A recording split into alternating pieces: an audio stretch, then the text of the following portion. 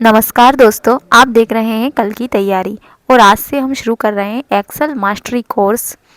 अगर आपको बिल्कुल भी एक्सेल नहीं आता तो चिंता मत कीजिए, क्योंकि इस कोर्स में हम एक्सेल जीरो से बेसिक और बेसिक से एडवांस तक सीखेंगे।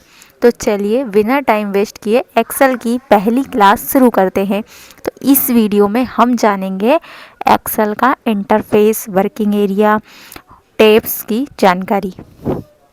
तो यहाँ मैंने एक्सेल ओपन किया है। हम जैसे ही एक्सेल ओपन करते हैं हमें ये स्क्रीन दिखाई देती है, इसे एक्सेल का इंटरफेस कहते हैं। तो इंटरफेस और इंट्रोडक्शन शुरू करते हैं।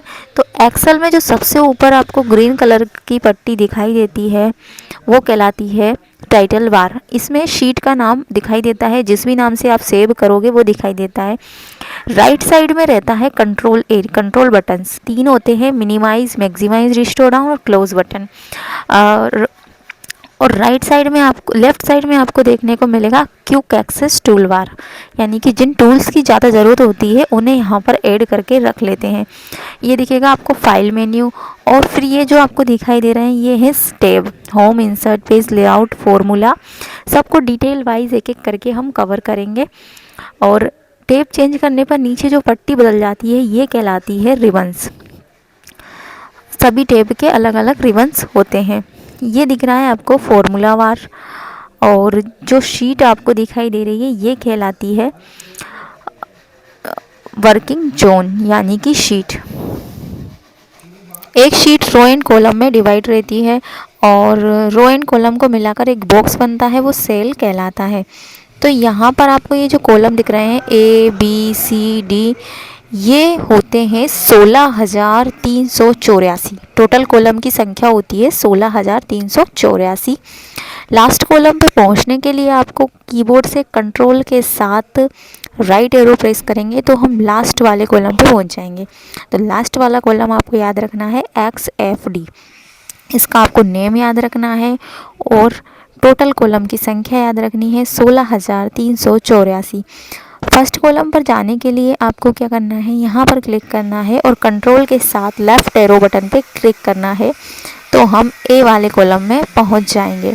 उसी प्रकार ये जो आपको दिखाई दे रही हैं हॉरिजॉन्टली, जो 1 2 3 के फॉर्मेट में आपको दिखाई दे रही हैं, ये रो कहलाती हैं, ROW। और एक शीट में लगभग 10,48,576 रो पाई जाती हैं। प्रत्येक शीट में इतने ही कॉलम होते हैं और इतनी ही रो होती हैं, यानी कि रो होती हैं 10,48,576। तो इसको चेक भी कर सकते हैं कीबोर्ड से। फर्स्ट रो पर क्लिक करना है सेल पर और कीबोर्ड से कंट्रोल के साथ डाउन एरो क्लिक करेंगे तो हम लास्ट वाली रो पे पहुंच जाएंगे।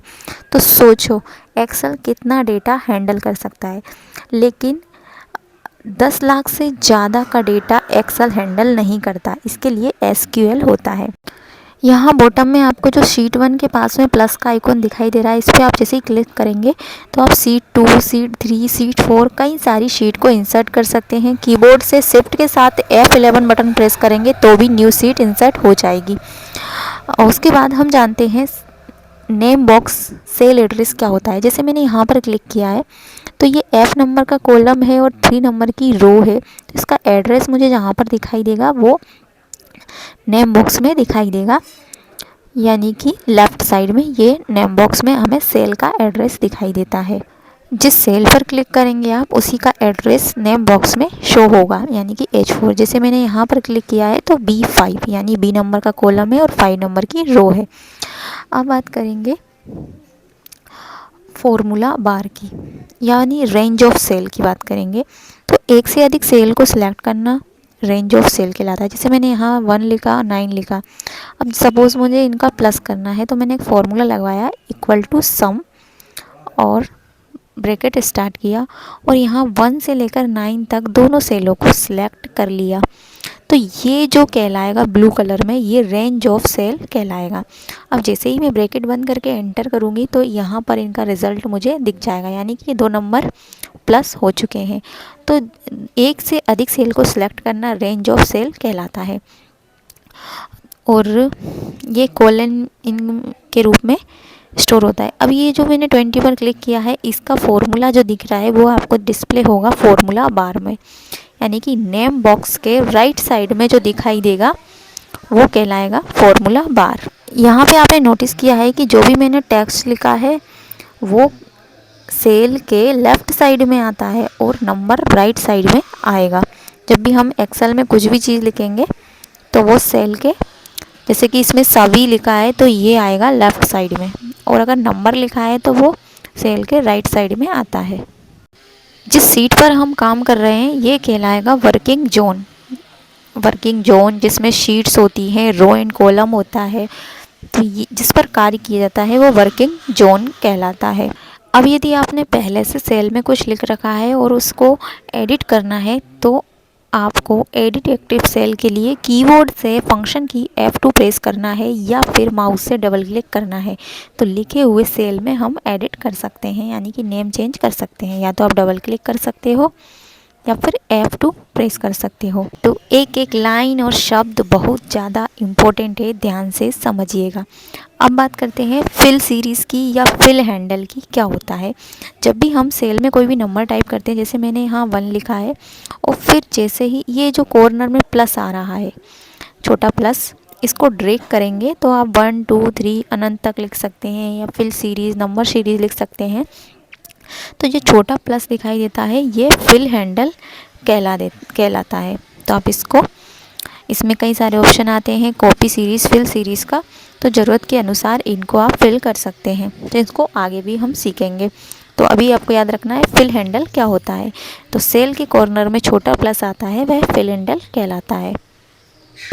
यदि फिल हैंडल के साथ कंट्रोल बटन के साथ करेंगे तो फिल एक और छोटा सा प्लस आएगा। फिर नंबर कैसे आएंगे, 1 2 3 के फॉर्मेट में आएंगे, यानी कि यदि एक बार करोगे तो 1 2 3 फॉर्मेट में आएंगे। अगर दोनों 1 और 2 लिखकर आप फिर फिल हैंडल करोगे तो फिर एक्सेल समझ जाएगा कि आपको किस प्रकार का डेटा लेना है, तो ये काउंटिंग के फॉर्मेट में आएगा। तो इसमें एक्सेल में काम ज़्यादा आसान हो जाता है। मल्टीपल कॉलम को एक साथ एडजस्ट करने के लिए आप, या फिर सेल को आपको बड़ा छोटा करना है तो यहाँ कॉर्नर पर इस टाइप का साइन आएगा जिसमें दोनों साइड एरो होंगे। तो इसमें आप रो एंड कॉलम की हाइट को बढ़ा सकते हो, कम भी कर सकते हो। यहाँ पर आपको शीट इंसर्ट करना मैंने बता ही दिया, तो आप इसको सिलेक्ट करके भी कर सकते हो। यहाँ मैंने आपको शीट इंसर्ट करना बता ही दिया, या तो आप प्लस पे क्लिक कर सकते हो या शिफ्ट F। तो न्यू शीट इंसर्ट करना मैंने आपको बता दिया है, आप शिफ्ट के साथ F11 कर सकते हो, या शीट को डायरेक्ट जंप करने के लिए कंट्रोल के साथ page up and page down भी कर सकते हो। तो आप नेक्स्ट शीट पर पहुंच जाते हो। पेज डाउन करने से फर्स्ट शीट पर आप जंप कर जाओगे इस टाइप से, control page up page down, या फिर माउस का यूज आप कर सकते हो।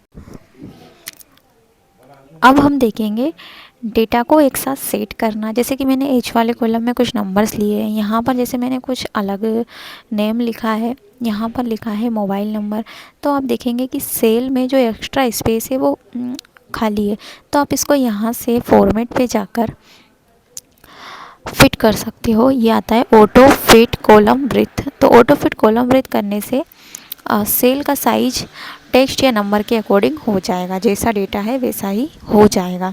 इसको आप कीबोर्ड से भी कर सकते हो, शॉर्ट की से हम करके देखेंगे। जैसे कि मैंने यहाँ पर कुछ और डेटा लिया है, 1 2 3 लिखा, और इधर मैंने लिखा है, जैसे मैंने लिखा राम शर्मा, तो आप देखेंगे कि शर्मा जो लिखा है वो एन वाले कॉलम में चला गया। जैसे मैंने यहाँ निकिता लिखा है तो ये नेक्स्ट कॉलम में चला गया। तो इन्हें कीबोर्ड के माध्यम से भी आप इनको ऑटो फिट कर सकते हैं। उसके लिए आपको क्या करना है, अल्ट बटन प्रेस करना है, एच प्रेस करना है, फिर ओ प्रेस करना है और आई। तो ये तो डेटा को एक साथ सेट करने के लिए जो कीबोर्ड से आपने यूज किया है अल्ट एच ओ आई, ये सीक्वेंशियल सॉर्ट की कहलाती है। यदि आपने टेक्स्ट लिया है तो सीक्वेंशियल सॉर्ट की, और अगर कंट्रोल के साथ कुछ यूज किया है तो वो डायरेक्ट शॉर्ट की कहलाती है। अब बात करते हैं अलाइजमेंट की। यदि आपको लेफ़्ट राइट सेंटर अलाइजमेंट लगाना है, जैसे आपने कोई मेन हेडिंग लगाई है जिसमें टेक्स्ट आपका ऐसा बीच में है, तो आप उसको सेंटर अलाइज कर सकते हो, तो आपका टेक्स्ट बीच में आ जाएगा। लेफ़्ट राइट जैसी मर्जी है वैसा ही आप अलाइज कर सकते हो। तो दोस्तों आज की क्लास में हमने एक्सेल का इंटरफेस और बेसिक जानकारी को सीखा।